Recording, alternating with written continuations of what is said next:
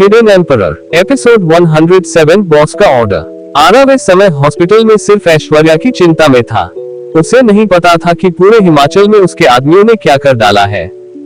Doctor जैसे ही ऐश्वर्या को monitor करके बाहर निकले, आरव तुरंत उनके पास जाता है और ऐश्वर्या की कंडीशन पूछता है। डॉक्टर, ऐश्वर्या अब कैसी है? आरव की बात सुनकर डॉक्टर ऐश्वर्या के बारे में बताते हुए कहते हैं, देखिए, चिंता करने की कोई जरूरत नहीं है।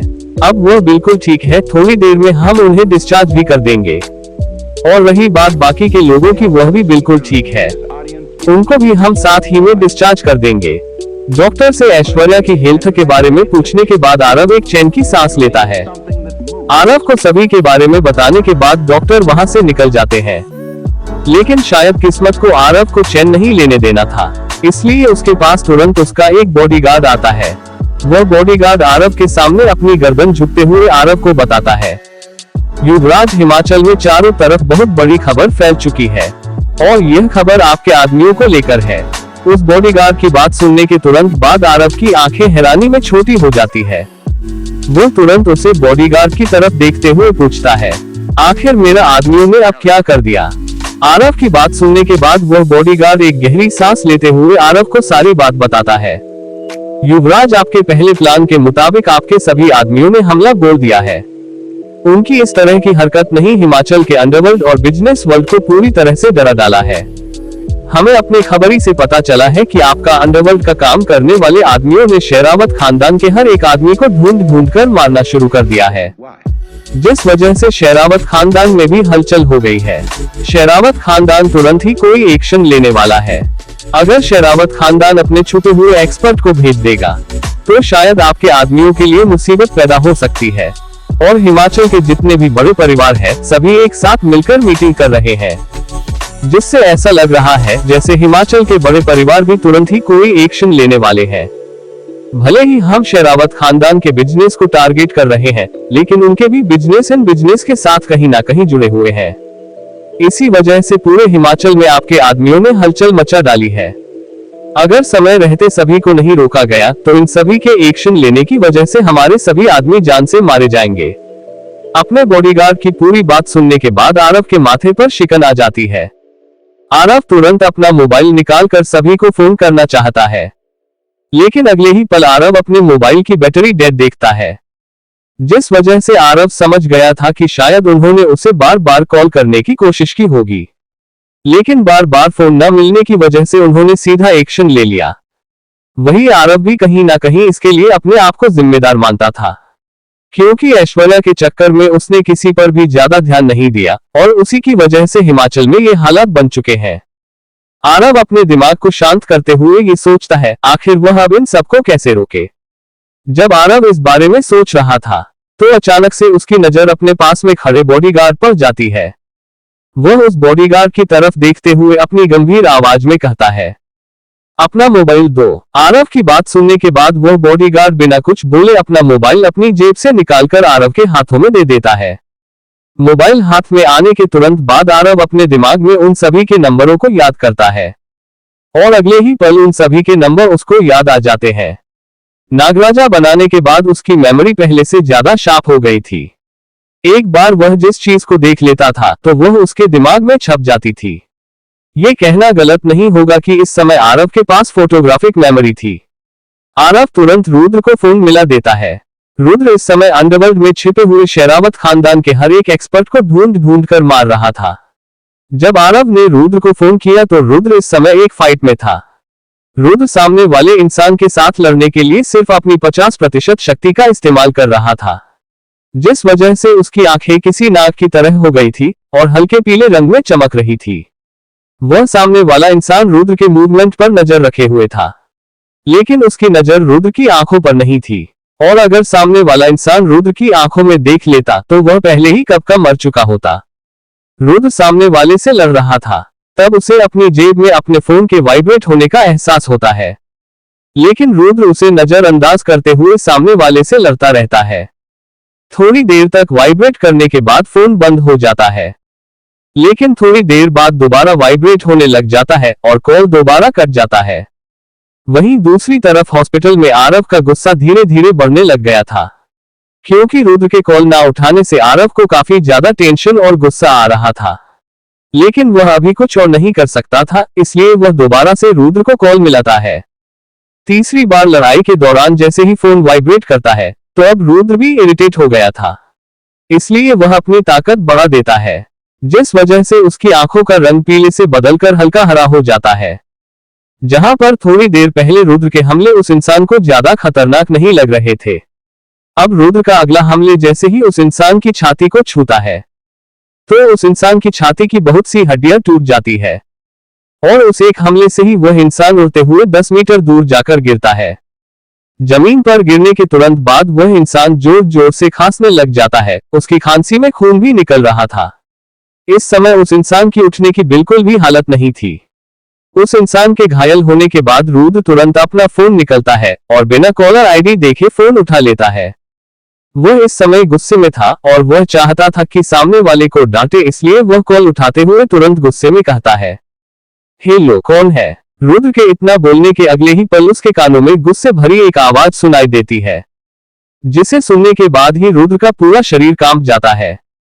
वह गुस्से भरी आवाज रुद्र को कहती है, बेवकूफ, मैं बोल रहा हूँ, तुम्हारा नागराजा, और तुम्हारी इतनी हिम्मत अपने नागराजा के ऊपर चिल्लाओ।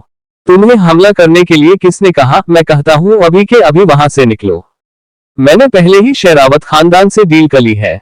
अपने सभी आदमियों को लेकर जल्द से जल्द वापस होटल पहुंचाओ और सभी को वापस आने के लिए बोलो। इतना कहने के बाद आरव बिना रुद्र की बात सुने कॉल कट कर देता है। वहीं दूसरी तरफ आरव की गुस्से भरी आवाज सुनने के बाद रुद्र काफी ज्यादा डर जाता है। वह तुरंत चिल्लाते हुए सभी को रोकता है, सभी लोग रुक जाओ, बॉस का कॉल आया था, उन्होंने वापस आने के लिए बोला है। रुद्र ने पूरी बात एक सांस में ही बोल डाली थी। रुद्र की बात खत्म होने के तुरंत बाद चारों तरफ सन्नाटा छा जाता है। इस समय रुद्र, शक्ति और उनके सारे आदमी एक पुरानी सी फैक्ट्री में थे। इस समय उन सभी ने मिलकर दर्जन भर से भी ज्यादा लोगों को जान से मार डाला था। रुद्र की बात सुन शक्ति भी रुक जाता है और रुद्र की तरफ देखते हुए हैरानी से पूछता है, छोटी लीडर का फोन आया था, आखिर वह क्या बोले? शक्ति की बात सुन रुद्र डरते हुए बताता है, बॉस ने पहले ही शेरावत खानदान से डील कर ली थी और यह सभी बॉस के लिए काम कर रहे हैं और बॉस ने सभी को वापस होटल में जाने के लिए बोला है। रुद्र की बात सुनने और समझने के बाद शक्ति के माथे पर भी टेंशन आ गई थी। शक्ति समझ गया था कि उनका छोटा लीडर उनकी इस हरकत से काफी गुस्से में होगा, इसलिए शक्ति तुरंत ऋषभ जैन और शंकर गुप्ता को कॉल मिलता है। वहीं रुद्र तुरंत अखिल को कॉल मिला देता है। कॉल मिलने के तुरंत बाद वो तीनों को सब कुछ बता देते हैं और अगले ही पल कुछ ऐसा होता है जैसे एक बड़े धमाके के बाद शांति छा जाती है। वैसे ही ऋषभ जैन, शंकर गुप्ता, अखिल, रुद्र और शक्ति के सारे आदमी तुरंत होटल की तरफ चले जाते हैं। सभी के होटल पहुंचने के तुरंत बाद हिमाचल में सब कुछ शांत हो जाता है। बिजनेस वर्ल्ड अंडरवर्ल्ड के सभी आदमी अचानक से इस तरह से शांति होता देखकर हैरान हो गए थे। जहां अंडरवर्ल्ड के आदमी राहत की सांस लेते हैं, वही बिजनेस वर्ल्ड के सभी आदमी सोचते हैं शायद ये दोबारा तूफान के आने के पहले की शांति है।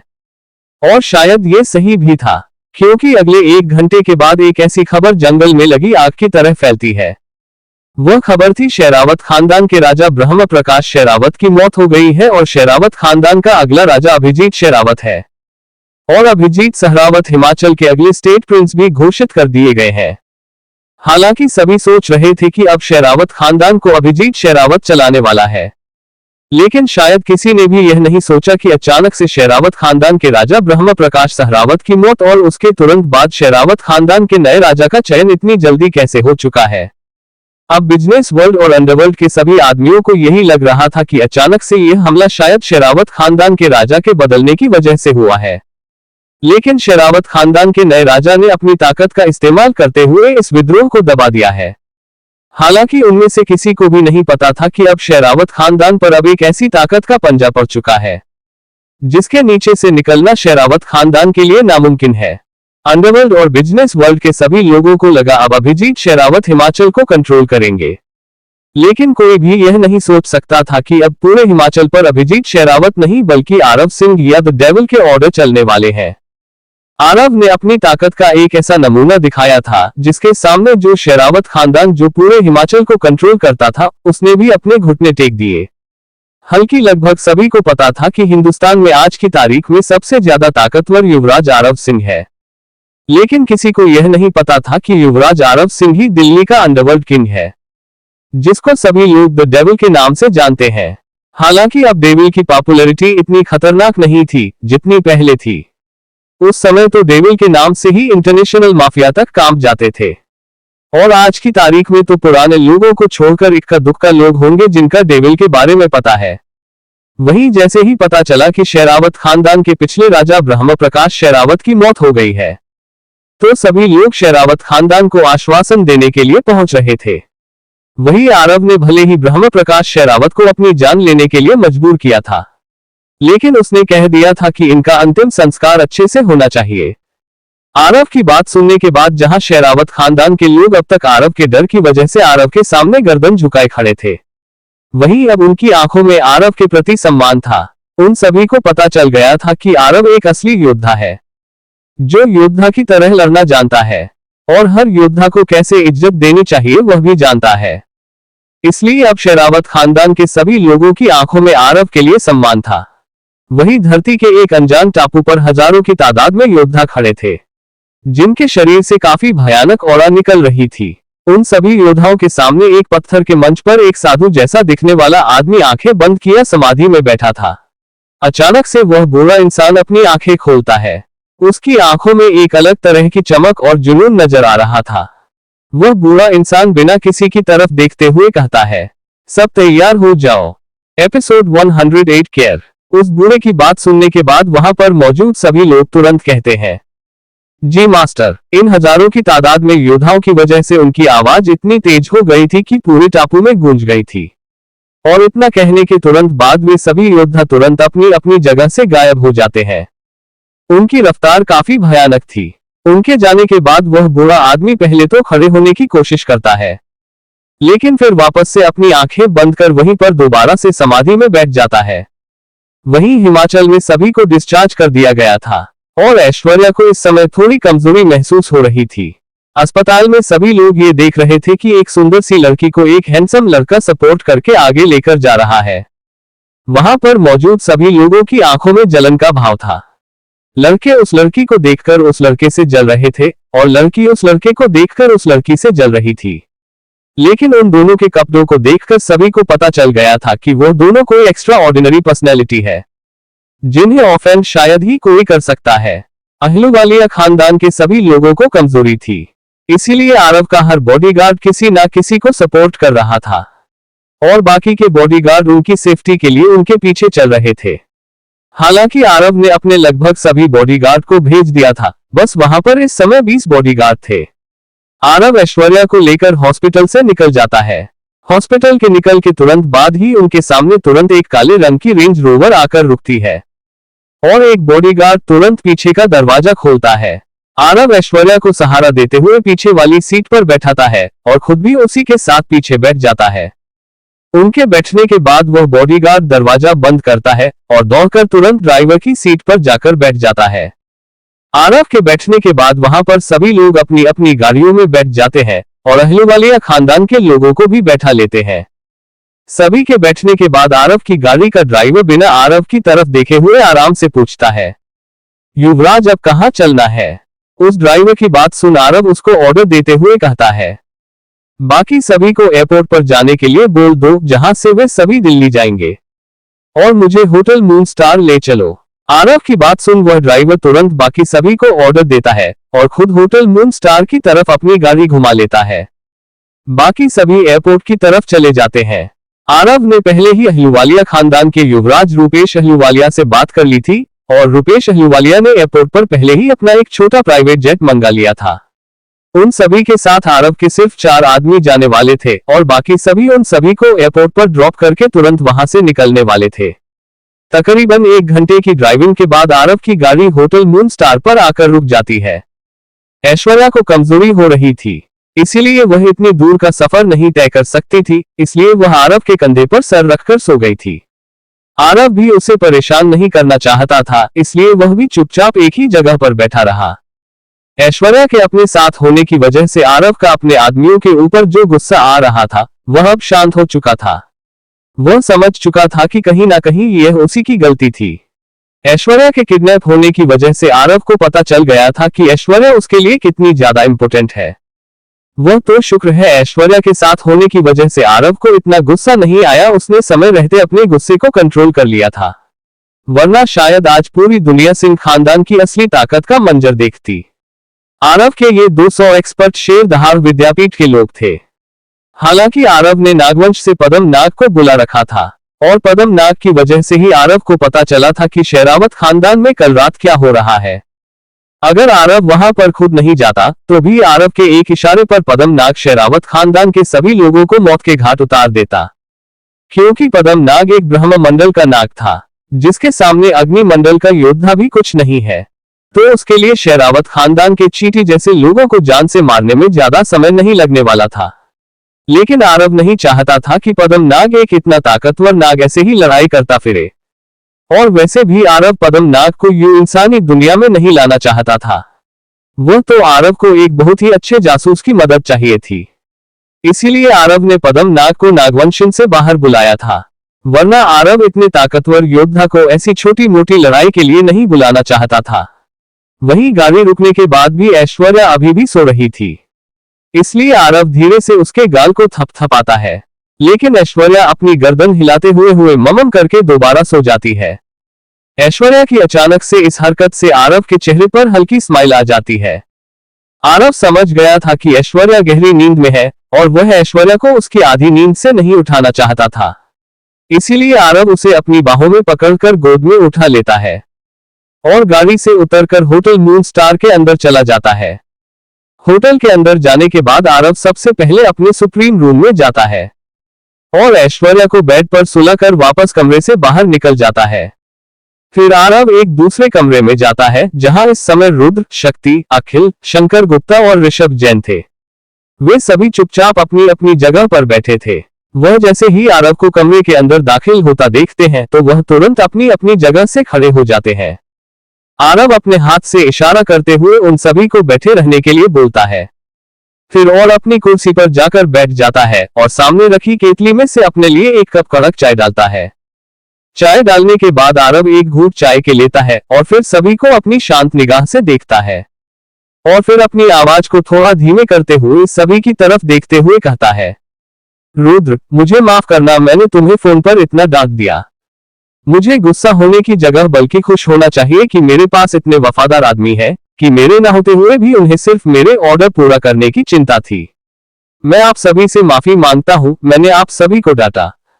अब इससे मुझे कोई फर्क नहीं पड़ता कि मेरे आदमी ने हिमाचल में क्या किया है। आप सभी भी शांत हो गए हैं और बेटर यही होगा कि बिजनेस वर्ल्ड और अंडरवर्ल्ड के सभी लोग भी शांत रहे, वरना अगर किसी ने भी आपके खिलाफ कोई एक्शन लेने की कोशिश की तो आप फ्रीली कोई भी एक्शन ले सकते हैं। आपकी हर फैसले में मैं आपके साथ हूं। और हाँ रुद्र, शेरावत खानदान को आज से तुम हैंडल करोगे। आरव की इस बात को सुनकर रुद्र काफी ज्यादा हैरान हो गया था। वही बाकी सभी लोगों के चेहरे भी कोई शांत नहीं थे। सभी की आंखों में सिर्फ एक सवाल था, आखिर आरव ने अकेले ही शेरावत खानदान से कैसे डील की। आरव ने भी कहीं ना कहीं सभी की आंखों में सवाल देख लिया था, लेकिन उसने किसी को भी कुछ भी बताना जरूरी नहीं समझा। उसे पता था कि कुछ बातें इंसानी दुनिया से छिपी रहे तो ही बेहतर है, वरना इंसानी दुनिया में भौकाल आना निश्चित है। आरव सभी के साथ बैठकर कुछ और देर बातें करता है। सारी बातें होने के बाद आरव सभी को वापस चलने को कह देता है। आरव की बात पांचों कमरे से निकल जाते हैं और अपने अपने आदमियों को वापस जाने के लिए बोल देते हैं। उनका ऑर्डर देने के 1 घंटे बाद ही पूरा मून स्टार होटल खाली हो चुका था। वहीं आरव इस समय ऐश्वर्या के साथ होटल मून स्टार के डाइनिंग हॉल में बैठा था। आरव के साथ इस समय सिर्फ ऋषभ जैन और शंकर गुप्ता ही थे। हालांकि उनमें से कोई भी नहीं चाहता था, लेकिन ऐश्वर्या के बार बार फोर्स करने की वजह से वह आरव के साथ बैठकर लंच कर रहे थे। वे दोनों आरव के साथ खाना खाते समय थोड़ा ऑकवर्ड हो रहे थे, जिसे ऐश्वर्या नोट कर लेती है, लेकिन वह आरव से कुछ नहीं कहती। वहीं आरव भी उनकी हिचकिचाहट देख लेता है, इसलिए आरव उनकी तरफ देखते हुए हल्की स्माइल करता है ताकि वे दोनों कंफर्टेबल हो सके। आरव की स्माइल देखकर वह थोड़ा कंफर्टेबल हो गए थे। वह समझ गए थे कि आरव के साथ काम करने वालों को आरव कभी भी छोटा बड़ा नहीं समझता। आरव के लिए सब एक बराबर है। ऐश्वर्या की तबीयत ठीक ना होने की वजह से सभी को हेल्दी खाना खाना पड़ रहा था। इससे आरव को तो कुछ फर्क नहीं पड़ रहा था, लेकिन ऐश्वर्या अपना मुंह बिगाड़कर खाना खा रही थी और ऐश्वर्या की हेल्थ के लिए आरव उसे जबरदस्ती खाना खाने के लिए फोर्स कर रहा था, जिस वजह से ऐश्वर्या को ना चाहते हुए भी वह खाना पड़ रहा था। वही ऐश्वर्या को ऐसे मन मारकर खाना खाते देखकर आरव के चेहरे पर हल्की मुस्कान आ गई थी। खाना खाते खाते ऐश्वर्या आरव को मुस्कुराता हुआ देख लेती है, जिस वजह से ऐश्वर्या को आरव पर काफी गुस्सा आ रहा था। इसलिए वह टेबल पर अपनी चम्मच को रखकर आरव की तरफ देखते हुए गुस्से में कहती है, मुझे देखकर इस तरह से क्यों हंस रहे हो तुम? मुझे पता है तुम्हें मुझे ये टेस्टलेस खाना देखते हुए बहुत मजा आ रहा है, लेकिन मैं तुम्हें बता रही हूँ अगर तुम कभी बीमार हो गए ना तो मैं भी तुम्हें ऐसा ही खाना खिलाऊंगी। ऐश्वर्या की बात सुन आरव खाना खाते हुए रुक जाता है और ऐश्वर्या की तरफ देखते हुए हल्का मुस्कुराता है और फिर ऐश्वर्या से कहता है, क्या तुम्हें सच में ऐसा लग रहा है मैं तुम्हें ऐसा खाना खाते देखकर हंस रहा हूँ? बल्कि तुम्हें गुस्सा होने के बजाय खुश होना चाहिए कि मैं बीमार ना होते हुए भी तुम्हारे साथ वही खाना खा रहा हूँ जो तुम खा रही हो। मुझे पता है तुम्हें ये खाना बिल्कुल भी पसंद नहीं है, इसलिए मैं तुम्हारे लिए चॉकलेट लेकर आया था ताकि खाना खाने के बाद अपने टेस्ट को ठीक करने के लिए तुम चॉकलेट खा सको। इतना कहने के बाद आरव अपनी जेब से डेयरी मिल्क की बड़ी से चॉकलेट निकालते हुए ऐश्वर्या को देता है। ऐश्वर्या जैसे ही आरव के हाथों में चॉकलेट देखती है तो उसका मुंह छोटे बच्चों की तरह खिल जाता है। उसे इतना खुश होता देखकर ऐसा लग रहा था जैसे वह अपने बचपन में लौट आए हो। वह आरव से चॉकलेट लेने के बाद आरव को टाइट हग कर देती है और आरव की तरफ अपनी चमकती आंखों से देखते हुए कहती है, आरव आई एम सॉरी, मुझे नहीं पता था तुम मेरी इतनी केयर करते हो। वही सामने बैठे दोनों बूढ़े ऐश्वर्या और आरव के प्यार को देखते हुए एक दूसरे की तरफ देखते हैं और फिर वापस से अपनी गर्दन नीचे झुका लेते हैं। ऐश्वर्या के अचानक से हक करने से आरव भी काफी ज्यादा हैरान हो जाता है, लेकिन अगले ही पल उसके चेहरे पर स्माइल आ जाती है। लेकिन जैसे ही उसके चेहरे पर स्माइल आई थी वैसे ही तुरंत उसके चेहरे की स्माइल गायब हो जाती है और उसकी आंखें सिकुड़कर छोटी हो जाती है और बिना देर किए ऐश्वर्या की कमर पर अपना हाथ रखकर उसे सहलाता है और तुरंत उसे अपने से दूर करके पीछे मुड़कर देखता है। आरव के अचानक पीछे मुड़ने से एक परछाई खिड़की से दूर भागने लगती है। उस परछाई की रफ्तार काफी तेज थी और ऐश्वर्या के साथ होने से आरव उसका पीछा भी नहीं कर सकता था, इसलिए आरव सिर्फ उसे जाते हुए देखता रहता है। एपिसोड 109 शक हो गया। आरव को ऐसे होटल से बाहर देखता देखकर ऐश्वर्या भी पीछे मुड़कर खिड़की से बाहर देखती है, लेकिन उसे कुछ भी नजर नहीं आता।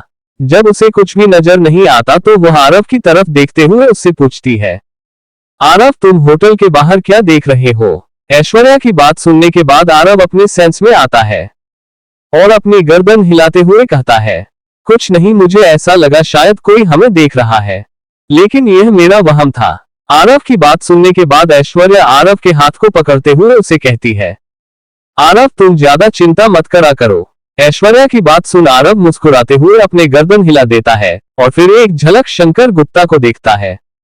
वही आरव की बात सुनने के बाद शंकर गुप्ता और ऋषभ जैन आरव को ही देख रहे थे। उन्हें पता था कि अगर आरव कह रहा था तो कोई ना कोई बाहर जरूर था। आरव अपनी पलकें झपकाते हुए शंकर गुप्ता और ऋषभ जैन को कंफर्म करता है और फिर आंखों से ही किसी एक को सीसीटीवी चेक करने का इशारा करता है। ऋषभ जैन और शंकर गुप्ता आरव के इशारे को तुरंत समझ गए थे, इसीलिए शंकर गुप्ता अपनी जगह से खड़ा होता है और कहता है, आरव सर मुझे कुछ जरूरी काम याद आ गया, इसलिए मुझे जाना होगा, आप सभी लंच एंजॉय करें। शंकर गुप्ता की बात सुन आरव भी हल्का मुस्कुरा देता है और अपनी गर्दन हिला देता है। अचानक से शंकर गुप्ता की बात सुन ऐश्वर्या को थोड़ा अजीब लगा था, लेकिन आरव के मुस्कुराते हुए चेहरे को देखकर वह बिल्कुल शांत हो गई थी। उसे पता था अगर कुछ अजीब होता तो आरव कुछ न कुछ रिएक्ट तो जरूर करता, लेकिन शायद ऐश्वर्या को पता नहीं था कि आरव की बुद्धि कितनी तेज चलती है। आरव के बुद्धि के चलने की रफ्तार के आगे तो शायद जेट की रफ्तार भी धीमी लगने लगे। आरव ने अपने मुंह से बिना एक शब्द बोले सभी को सूचित कर दिया था और इस बारे की खबर निकालने के लिए शंकर गुप्ता को भी काम पर लगा दिया था। शंकर गुप्ता के जाने के बाद ऋषभ जैन और ज्यादा चौकन्ना हो गया था। इस समय उसका फोकस खाना खाने पर नहीं बल्कि आरव और ऐश्वर्या की सिक्योरिटी पर ज्यादा था। ऋषभ जैन की हरकत को देखकर आरव कुछ कहता नहीं है, बल्कि अपनी उंगलियों पर टेबल पर रखकर एक अजीब तरह से मूवमेंट करता है, जिससे एक अजीब तरह की आवाज निकलती है। हालांकि आरव के टेबल पर हाथों की मूवमेंट और उस आवाज को सुनकर ऐश्वर्या को तो सिंपल लगी थी, लेकिन ऋषभ जैन समझ गया था कि आरव ने उसे क्या मैसेज भेजा है। वह एक गहरी सांस लेते हुए नॉर्मल होने की कोशिश करता है। ऋषभ जैन अब एक नॉर्मल व्यक्ति की तरह बिहेव कर रहा था, लेकिन उसकी नजर चारों तरफ थी। डाइनिंग हॉल में हो रही छोटी से छोटी गतिविधि पर उसकी पेनी नजर थी। उसकी नजरों से कुछ भी नहीं बच पा रहा था। वही शंकर गुप्ता तुरंत डाइनिंग हॉल से निकलकर मैनेजर के पास जाता है और मैनेजर की तरफ देखते हुए गंभीरता से कहता है, मैनेजर मुझे डाइनिंग हॉल के बाहर वाले सीसीटीवी कैमरे की फुटेज दिखाओ। मैनेजर को भी पता था कि शंकर गुप्ता युवराज आरव सिंह के लिए काम करने वाला एक आदमी था, इसीलिए वह शंकर गुप्ता की बात मान जाता है। फिर वह शंकर गुप्ता को अपने साथ सिक्योरिटी रूम में लेकर जाता है। सिक्योरिटी रूम में इस समय 1 दर्जन से भी ज्यादा सिक्योरिटी गार्ड बैठे हुए थे, जो हर एक कमरे को बारीकी से देख रहे थे। अचानक से सिक्योरिटी रूम खुलता है और मैनेजर शंकर गुप्ता के साथ अंदर आते हैं। मैनेजर को देखकर तुरंत वे सभी सिक्योरिटी गार्ड अपनी अपनी जगह से खड़े हो जाते हैं। मैनेजर सभी की तरफ देखते हुए कहता है, डाइनिंग रूम के बाहर जितने भी कैमरे हैं, सभी की पिछले 1 घंटे की फुटेज दिखाओ। मैनेजर की बात सुन सभी सिक्योरिटी गार्ड अपने काम में लग जाते हैं और थोड़ी ही देर में वह अपनी स्क्रीन पर डाइनिंग हॉल के बाहर के कैमरे की पिछले 1 घंटे की फुटेज चला देते हैं। शंकर गुप्ता सभी स्क्रीन को ध्यान से देखता है। उसे सभी स्क्रीन सही दिखाई देती है, लेकिन अगले ही पल उसे एक काले रंग की परछाई काफी तेजी से भागती हुई दिखाई देती है। वह रफ्तार इतनी तेज थी कि नॉर्मल आंखों से देखना संभव नहीं था। 1 सेकंड से भी कम समय में वह काली परछाई सीसीटीवी की पूरी रेंज से बाहर निकल चुकी थी। एक योद्धा होने के कारण शंकर गुप्ता की नजर काफी तेज थी। वह तुरंत इस मूवमेंट को देख लेता है। शंकर गुप्ता उस काली परछाई की रफ्तार को देखकर समझ गया था कि वह इंसान काफी ज्यादा ताकतवर होगा।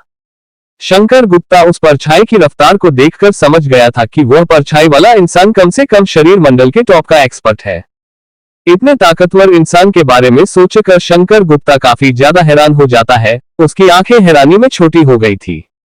हालांकि उन सभी सिक्योरिटी गार्ड में से किसी ने भी उन फुटेज में कुछ भी हलचल महसूस नहीं की थी, लेकिन उन फुटेज को देखने के बाद शंकर गुप्ता अपने माथे पर शिकन लिए हुए सिक्योरिटी रूम से बाहर निकल जाता है। लेकिन शंकर गुप्ता आरव को पर्सनल जाकर बताने के बजाय ये मैसेज करके बता देता है, क्योंकि उसे पता था अगर वह पर्सनल जाकर आरव को बताएगा तो कहीं ना कहीं ऐश्वर्या को उनके ऊपर शक हो सकता है। वही अब तक सभी ने लंच कर लिया था। आरव के फोन पर जैसे ही मैसेज की रिंगटोन सुनाई देती है, ऐश्वर्या तुरंत आरव की तरफ देखती है। ऐश्वर्या की अचानक से इस हरकत से आरव कहीं ना कहीं समझ गया था कि ऐश्वर्या को उनके ऊपर शक हो गया है, इसलिए वह फोन निकालकर नहीं देखता। अगर वह ऐसा करता तो ऐश्वर्या पक्का आरव से पूछती किसका मैसेज था और क्या मैसेज था, और शायद वह मैसेज उसे दिखाने को भी बोल देती। इसलिए आरव अपना फोन ही नहीं निकालता, बस ऋषभ जैन की तरफ देखते हुए उसे कहता है, जाओ शंकर गुप्ता को बुला लाओ, हमें जल्द से जल्द दिल्ली के लिए निकलना है। आरव की बात सुनने के बाद ऋषभ जैन तुरंत अपने गर्दन हिलाते हुए वहां से शंकर गुप्ता को बुलाने के लिए जैसे ही जाने वाला होता है, तभी उसकी नजर शंकर गुप्ता पर पड़ती है, जो कुछ सोचते हुए उसी तरफ ही आ रहा था। एपिसोड 110 सिक्योरिटी बढ़ानी होगी। शंकर गुप्ता को अपनी सोच में खोया देखकर ऋषभ जैन काफी ज्यादा हैरान हो जाता है, क्योंकि जब से आरव साउथ वेस्ट किंग बना है तब से ऋषभ जैन शंकर गुप्ता के साथ काम कर रहे हैं, और शंकर गुप्ता की पर्सनैलिटी ऐसी है कि वह बड़े बड़े मामलों पर भी ज्यादा ध्यान नहीं देता, बल्कि उन सभी मामलों को वह बड़ी ही सरलता से हैंडल कर लेता है। लेकिन आज शंकर गुप्ता के चेहरे पर हल्का डर था और वह सोच में डूबा हुआ था। ऋषभ जैन तुरंत शंकर गुप्ता के पास जाते हुए उसे पूछता है, आखिर क्या हुआ, तुम इतने परेशान क्यों हो? ऋषभ जैन की बात सुन शंकर गुप्ता अपने ख्यालों से बाहर आता है और शंकर गुप्ता की तरफ देखते हुए उसे कहता है, तुम क्या कह रहे थे? शंकर गुप्ता की इस तरह के अजीब हरकत को देखकर ऋषभ जैन को कहीं ना कहीं विश्वास हो गया था कि कुछ ना कुछ तो गड़बड़ है, इसलिए वह अपनी बात को दोहराते हुए शंकर गुप्ता से पूछते हैं, आखिर हुआ क्या है? तुम इतने परेशान क्यों हो? कहीं कुछ गड़बड़ तो नहीं हो गई? ऋषभ जैन की बात सुन शंकर गुप्ता अपनी गंभीर लेकिन धीमी आवाज में ऋषभ जैन से कहता है, कोई शरीर मंडल के टॉप का एक्सपर्ट है जो आरव सर की जासूसी कर रहा है। मुझे पूरा विश्वास है अगर हम उस इंसान को पकड़ भी लेते तो भी हम असली मास्टरमाइंड तक नहीं पहुंच पाते। लेकिन मुझे विश्वास नहीं हो रहा कि कोई इंसान एक इतने ताकतवर योद्धा को सिर्फ जासूसी के लिए कैसे लगा सकता है। हमें आरव सर की सिक्योरिटी बढ़ानी होगी।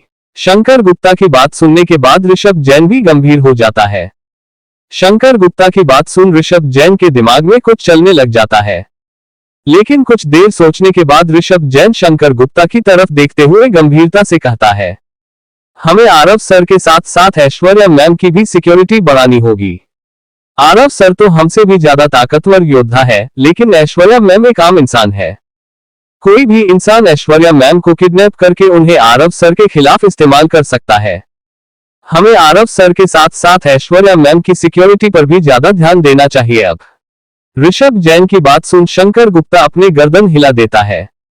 शंकर गुप्ता को अपनी बात पर हामी भरता देखकर ऋषभ जैन शंकर गुप्ता को आगे कहते हैं, हमें जल्द से जल्द दिल्ली जाना होगा, आरव सर हमारा ही इंतजार कर रहे हैं।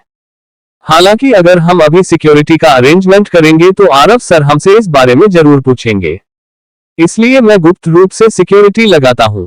जिस पर शंकर गुप्ता भी अपनी गर्दन हिलाते हुए कहता है, हाँ ये सही रहेगा। हालांकि भले ही साउथ वेस्ट किंग आरव हो, लेकिन सारा काम जैन खानदान और गुप्ता खानदान ही कर रहे थे, जिस वजह से बहुत कम लोगों को पता था कि साउथ वेस्ट किंग इन दोनों में से किसी परिवार का नहीं है।